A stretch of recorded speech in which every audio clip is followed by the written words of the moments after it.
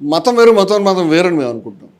మతం అనగా ఏమిటి అంటే మతంలో కొన్ని చాలా గొప్ప విలువలు, గొప్ప ఆదర్శాలు, కొన్ని కథలు, కొంత ఫిలాసఫీ, లేకపోతే కొంత కాన్సెప్ట్, కొన్ని ఆరాధనా వ్యవస్థలు ఇవన్నీ ఉంటాయి.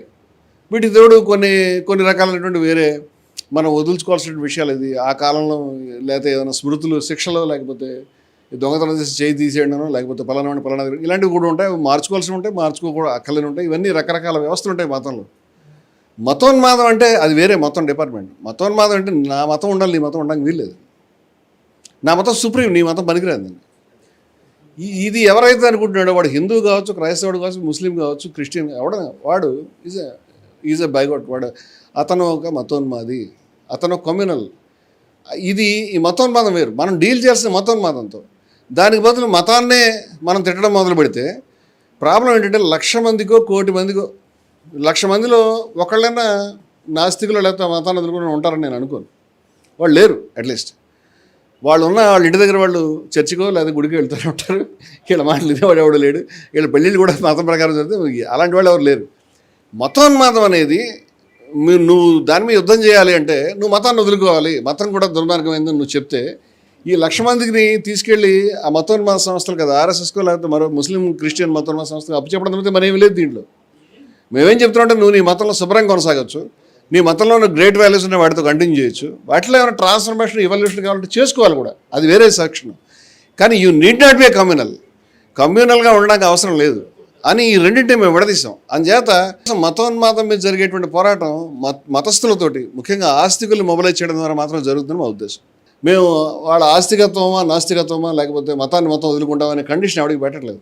మేమేం చెప్తున్నాం అంటే నువ్వు ఫస్ట్ మతోన్మాదం ఈజ్ వెరీ డేంజర్, నువ్వు దాని మీద కొట్లాడని చెప్తున్నావు. దానికి మతంలో చెప్పినటువంటి ఆదర్శాలు క్రీస్తు ఏం చెప్పాడంటే పొరుగువాడిని ప్రేమించమన్నాడు. పొరుగువాడు అంటే ఎవరు? నా పక్కన పొరుగువాడు ఎవరు? ఆయన ఎవరైనా కావచ్చు, కాపు కావచ్చు, కమ్మడు కావచ్చు, మా దళితుడు కావచ్చు, ముస్లిం కావచ్చు.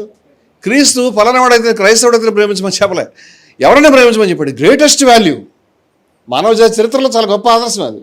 అలాగే ఖురాన్లో మనం చూస్తే సత్కార్యం అంటే మొఖాలను మీరు కుడికో పడమకో తిప్పడం కాదు. సత్కార్యం అంటే అర్థం ఏంటంటే పేదల్ని ఆదుకోవడం, అనాథలను ఆదుకోవడం, నిస్సహాయతలో ఉన్నటువంటి వాళ్ళని ఆదుకోవడానికి నీ మొత్తం ప్రాణాన్ని. ఆశ్చర్యమైన మాటలు రాస్తారు వాళ్ళు, చాలా మార్మికమైన మాటలు. ఏమని రాశారంటే నీకు అత్యంత ప్రియమైన ధనాన్ని వెచ్చించు అన్నారు. ప్రియమైన ధనం ఏమిటి? కామెడీ మాట. డబ్బులు ఉన్నాయి నా దగ్గర, ఈ డబ్బులు నేను కట్ట ఓపెన్ చేసి చూస్తే 500 రూపాయల నోట్లలో ఇది ప్రియమైనది, ఇది అప్రియమైనది అని చెప్పగలుగుతున్నాను. డబ్బంతా ప్రియమైనదే కదా. ప్రియమైన ధనము అనే మాట అర్థం ఏంటంటే the most valuable thing you have. నా దగ్గర నుండి అత్యంత అపురూపమైన అత్యంత ప్రాణప్రద విషయం నా ప్రాణమే, నా జీవితమే. దాన్ని వెచ్చించమని చెప్తున్నారు. ఎవడి గురించి? బాటసారి గురించి, రోడ్డు మీద ఎవడో తెలియదు నాకు. వాడు ముస్లిం కావచ్చు, కాకపోవచ్చు, వాడు హిందూ కావచ్చు, క్రిస్టియన్ కావచ్చు, ఎవడైనా కావచ్చు. వాడు ఆపదలో ఉంటే వాడి గురించి ఎందుకు వెచ్చించట్లేదని అడుగుతుంది ఖురాన్. చాలా సీరియస్ విషయం అది. ఇట్లా ఐడియల్స్ అన్ని చోట్ల ఉన్నాయండి. ఇప్పుడు ఈశావాస్యం ఇదం సర్వం అని చెప్పారు ఉపనిషత్తులో. ఈశావాస్యం అంటే సమస్తము ఈశ్వరమయమే అని. కానీ కేవలం హిందువులు మాత్రమే ఈశ్వరమయమే, ముస్లింలంతా కూడా సైతాన్మయమనో లేకపోతే దుర్మార్గులని చెప్పలేదు కదా, క్రిస్టియన్ దుర్మార్గులు చెప్పట్లే కదా. అంచేత ఎవరైతే ఇప్పుడు భాష కూడా ఎంత మారిపోయింది, దేశం ఎంత తీవ్రమైన పరిస్థితులు, ఇక్కడ దాకా ముక్కు దాటి నీళ్ళు వచ్చినాయి. ఇక్కడ గతంలో మనం చూసామా? ఈ భాష మనం విన్నామా? ఛానల్స్లో ఓపెన్గా మరకలని లేకపోతే రకరకాల అబ్యూజివ్ వర్డ్స్, చాలా వల్గర్ వర్డ్స్ని మతస్థులు ఒకళ్ళ మీద ఒకళ్ళు దూషించడానికి వాడుకుంటారంటే చాలా కష్టంగా ఉంటుంది చూడడానికి కూడా. ఇలా వాడుకోవడం ఏ సంస్కృతి? ఎవడు చెప్పాడు ఇలా వాడుకోమని? ఈ విషయాన్ని మనం చెప్పడానికి మతస్థుల యొక్క అంతఃకరణని, మనస్సాక్షిని తట్టిలేపితే సరిపోతుంది. మేము హెచ్పి అనేటువంటి మతోన్మాదం ఏర్పడడానికి కూడా 2-3 దశలు ఉంటాయండి. 2-3 దశలు ఏంటంటే, మొదటి దశ మతాన్ని కేంద్రీకృతం చేస్తారు. అంటే మతంలో అన్ని ఆర్గ్యుమెంట్స్ తీసేసి, అంటే 100 సంవత్సరాల పరిణామాలు ఈ మతాలు వచ్చినాయి కాబట్టి ఆ మతాల్లో అనేక రకాలైన స్కూల్స్ ఉంటాయి. ఇదేమి అంత ఆ డైవర్సిఫికేషన్ అనేది వెల్కమ్ డెవలప్మెంట్ తప్పితే అదేం వ్యతిరేకమైనటువంటి డెవలప్మెంట్ కాదు. ఉదాహరణకి సిక్కు మతంలో మన స్వాతంత్రం రాకముందు నాకు తెలిసి 30-40 శాఖలు ఉండేవి.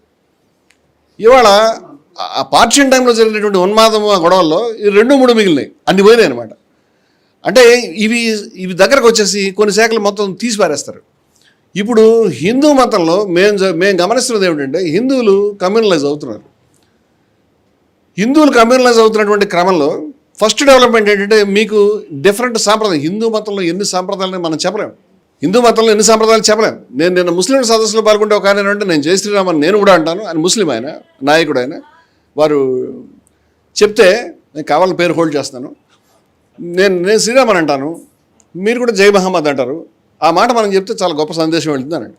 అంటే నేను ఫస్ట్ ఒక మాట చెప్తానంటే జై శ్రీరామ్ అనాల్సిన అవసరం హిందువులందరికీ లేదు, మీకు తెలియదు ఆ విషయం అని చెప్పాను. It's not a condition to become a Hindu, you need not say జై శ్రీరామ్. రాముణ్ణి ఆరాధించినటువంటి అనేక మంది గౌరవనీయమైన హిందూ శాఖలు నేను చూపిస్తాను, మీకు తెలియదు ఆ విషయం. మా అధ్యక్షుడు హెచ్పికి మా అధ్యక్షుడు అలేఖ సాంప్రదాయం నుంచి వచ్చాడు. అలేఖ సాంప్రదాయం పేరు ఎవరైనా విన్నారా? అంటే చాలా విషయాలు దురదృష్టవశాత్తు భారతదేశంలో తెలియవు, డిబేట్స్కి వెళ్ళటం లేదు. ఈ సోషల్ మీడియా వచ్చిన తర్వాత ఏవి కావాలో వాటికి సంబంధించినటువంటి కొన్ని విషయాలు మాత్రమే, అది కూడా ట్విస్ట్ చేసి దాన్ని గబగబా వైరల్ చేస్తున్నారు. అలేఖ సాంప్రదాయం అనేది 200 సంవత్సరాల నుంచి పైగా ఉంది నాకు తెలిసి. అది ఒరిస్సా ఉత్తరాంధ్ర ప్రాంతాల్లో ఉంటుంది. ఈ పేరు ఎవరైనా విన్నారంటే ఇక్కడ ఉన్న వాళ్ళు? ఇక్కడ కూడా నాకు తెలిసి అలేఖ శాఖలు ఉన్నాయి. అలేఖ సాంప్రదాయం వాళ్ళు క్రింది కులాలకు చెందినటువంటి వాళ్ళు, ముఖ్యంగా షెడ్యూల్ ట్రైబ్స్ వాళ్ళు ఉంటారు, అత్యంత కఠినమైనటువంటి నియమాలు పాటిస్తారు వాళ్ళు. యూ కెనాట్ దాన్ని మనం పాటించడం మాట దేవుడు వినడానికి కూడా భయపడతాం. ఎందుకంటే వాళ్ళు భిక్షాటన మీద జీవిస్తారు, గోచి కట్టుకుని ఉంటారు. ఆ భిక్షాటనలో కూడా ఇక్కడ భోజనం పెడితే తింటారు. ఈ భోజనం తిన్న తర్వాత చాలా బాగా పెట్టారని ఇక్కడ ఉండడానికి వీల్లేదు, ఇంట్లో కూడా రావడానికి వీల్లేదు. ఎండైనా వర్షం వచ్చినా బయట నిలబడి తినాలి. ఆ తర్వాత ఈ భిక్షాటన ఇక్కడ అయిన తర్వాత నెక్స్ట్ ఊరికి వెళ్ళిపోవాలి, ఇక్కడ ఉండడానికి వీల్లేదు. ఎవ్రీ హాఫ్ డే వాళ్ళు నెక్స్ట్ తిరుగుతూ ఉండాలి.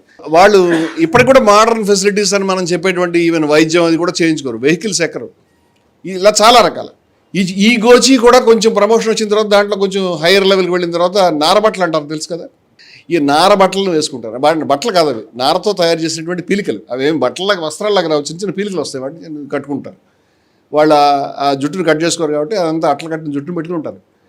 ఇట్లాంటి సాంప్రదాయం వాళ్ళు కులాన్ని పాటించరు, వాళ్ళు పురాణ హిందూ మతాన్ని అంగీకరించరు. వాళ్ళు పూరి జగన్నాథ్ ఆలయాన్ని 150 సంవత్సరాల క్రితం అక్కడ కుల కట్టడం చాలా తీవ్రమైనటువంటి ఏరియా అది. అక్కడికి కులాన్ని పాటిస్తున్నారనే కోపంతో అక్కడికి వెళ్ళి ఆ విగ్రహాలు తగలబెట్టారు. అసలు ఇది మన చరిత్రలో బాబాసాహెబ్ అంబేద్కర్ మనుస్మృతి తగలబెట్టడం అనేది అదొక భూకంపం నాకు తెలుసు.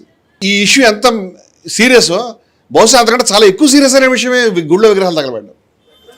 పైగా పూరి జగన్నాథ్ ఆలయం అనేది మనకి తిరుపతి మెయిన్ గుడి కాదు హిందూ మతంలో. పూరి జగన్నాథ్ ఆలయము, లేకపోతే కాశీ విశ్వేశ్వరాలయం, ఇలా కొన్ని లెక్కలు ఉన్నాయి. ఇది చాలా ముఖ్యమైన టెంపుల్ అనమాట. వాళ్ళ సాహసాన్ని మనం, షాకింగ్ సాహసం. వాళ్ళు ఇవాళ కూడా అంత కఠినమైనటువంటి కట్టడలు పాటించేవాళ్ళే. వాళ్ళు పురాణ హిందూ మతాన్ని అంగీకరించరు, విగ్రహారాధన చేయరు. ఆర్య సమాజ్ వాళ్ళు విగ్రహారాధన చేయరు.